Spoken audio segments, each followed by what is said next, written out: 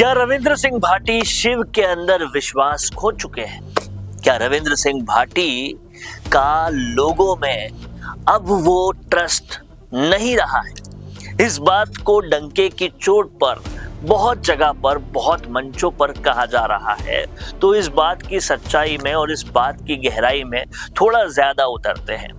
क्या रविंद्र सिंह भाटी शिव के लोगों का काम कराने में नाकाम रहे हैं? क्या जो ख्याति, जो पॉपुलैरिटी उनको मिल रही थी वो अब नहीं मिल रही है? क्या रविंद्र सिंह भाटी से शिव के लोग तंग आ गए हैं?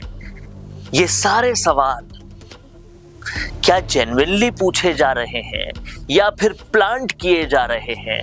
ये सत्ता का, ये राजनीति का एक बहुत बड़ा यक्ष प्रश्न बन चुका है। आज इन प्रश्नों का ही विश्लेषण करते हैं, इसलिए इस वीडियो के आखिर तक आप बने रहिएगा।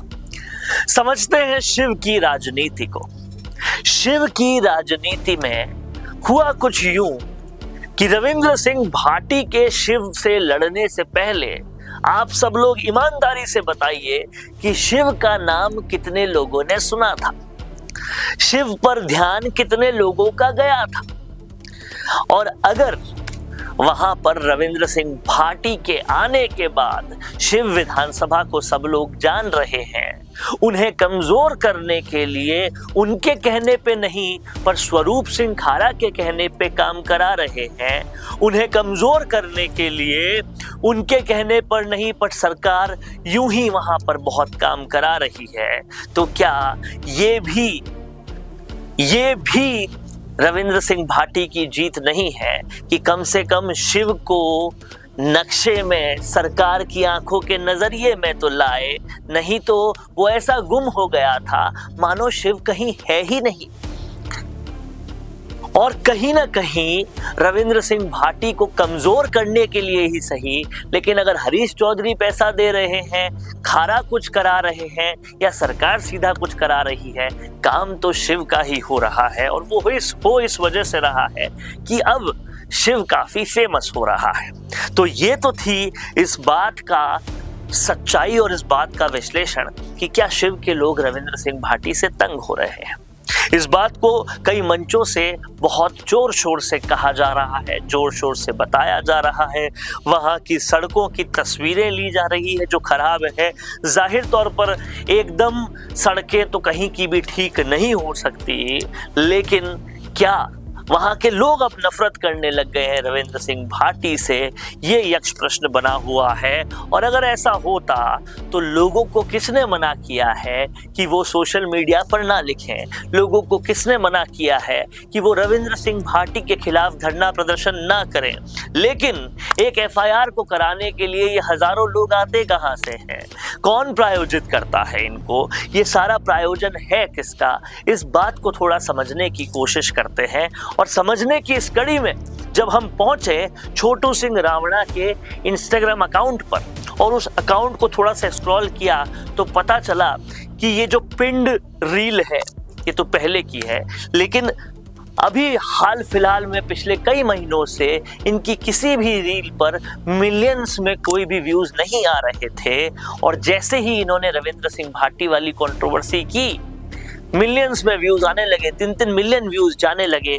और ये बात क्या साबित करने के लिए काफी नहीं है कि ये पॉपुलैरिटी को बढ़ाने का ही एक तरीका है।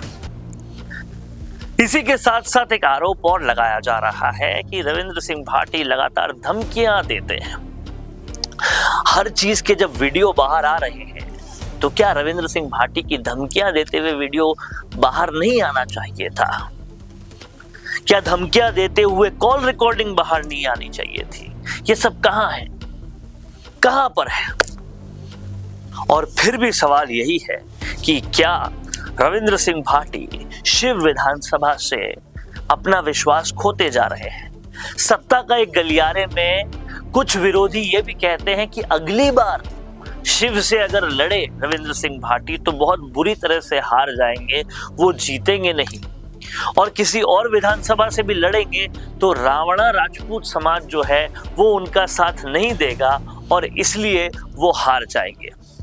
क्या एक विधायक निर्दलीय रूप से बिना किसी सपोर्ट के अगर थोड़ा पॉपुलर हो जाता है तो इस तरह का प्रोपेगेंडा उसके खिलाफ बनाया जाए कि उसे पूरी तरह से निस्तो नाबूद कर दिया जाए, ये ठीक है? या फिर क्या सच में इसमें कुछ सच्चाई है कि शिव विधानसभा के लोग रविंद्र सिंह भाटी से तंग होते हुए नजर आ रहे हैं? अगर ये सच्चाई है तो ये उस तादाद में दिखती क्यों नहीं? लोगों को किसने मना किया है कि सोशल मीडिया पर लिखें? किसने मना किया है कि सड़कों पर उतरे? वो उतरे क्यों नहीं?